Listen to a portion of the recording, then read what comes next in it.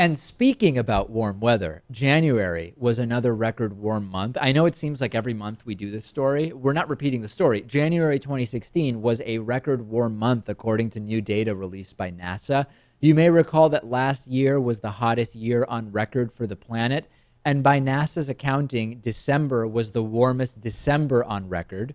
And now January 2016 was the warmest January on record. In 135 years of record keeping, January 2016 was about 1.13 degrees Celsius, or a little over 2 degrees Fahrenheit, above normal. This is the fourth month in a row where the planet was more than 1 degree Celsius above normal. According to NASA, temperatures in some parts of the Arctic were 23 degrees Fahrenheit above normal for the month. Now, you might think, David, you're missing a decimal point there. You mean 2.3 degrees Fahrenheit? No. Temperatures in some parts of the Arctic averaged over 23 degrees above normal.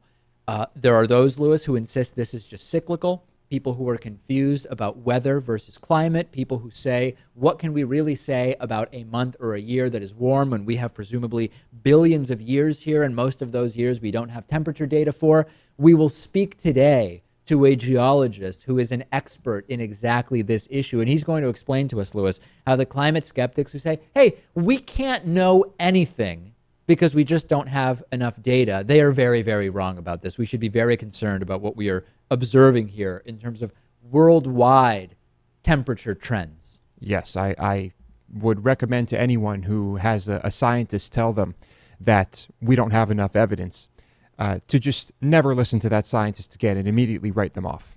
It's sort of frustrating, and this may be the understatement of the century. It's frustrating that we've known about climate change for a while. We know big corporations who benefit from climate damaging activities have known about it for a long time and have covered it up, sometimes for decades.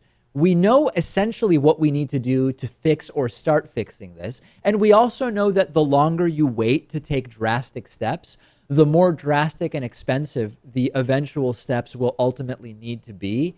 And yet we have this status quo where energy companies are just making money, damaging the environment. We have widespread opposition to carbon taxes, which have actually been shown, it's been demonstrated that they would be very effective in curbing some significant portion of the damage we're doing. We just can't seem to do it. There's no political will. Everything has to happen slowly. Over 50 years, we'll make a 20% reduction to the electricity that is generated from one particular I mean, it's just crazy, Lewis, how totally unable we are to really make drastic change here. And I think in some ways we can point the finger at the media as well, playing the false equivalency game with people on both sides of the issue. That's really slowing the process down. And I don't deny that when it's 56 degrees in Boston on February 13th, as it was a couple days ago, February 16th, 15th. What day is it today? I don't even know. Anyway, over the last 24 to 48 hours, it was insanely warm here. And I get that it's cool, right? Because we're used to frigid winters. But when it happens, you know something is wrong, right?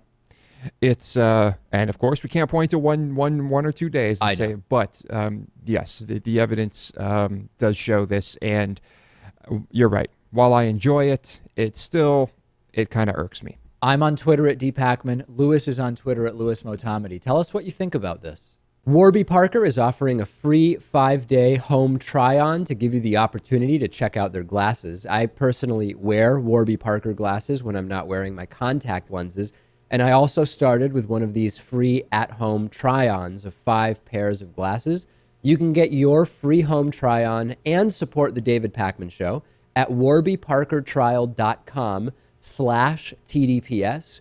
I don't really like going into glasses stores and trying on glasses while the salesperson sort of hovers over me. And I like more than 30 seconds to actually figure out whether I like the glasses. So with the Warby Parker home try-on, I was able to pick 5 pairs that I liked, put them on in the comfort of my own home, pick the one I like the most, and then Warby Parker put my prescription lenses in there for me.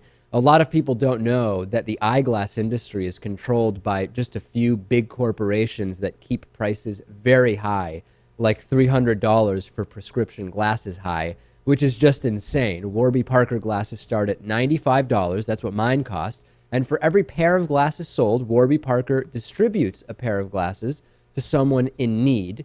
You can try 5 pairs and see what you like. Check out the at-home trial and support our show by going to warbyparker.com/TDPS.